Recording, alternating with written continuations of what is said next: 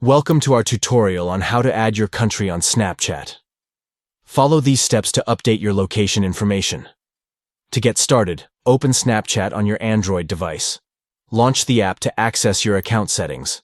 Next, tap on your profile picture at the top left corner of the screen. This will take you to your profile details. Within your profile, locate and tap on My Public Profile. This is where you can manage the visibility of your profile information.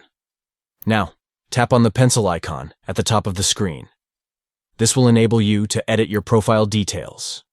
Select the Location option from the editing menu. This is where you can input your city, province, and country information. In the Location section, you can add your city, province, and country to accurately reflect your location on Snapchat. Make sure to input the correct location details, and once you're done, save the changes by tapping the appropriate button.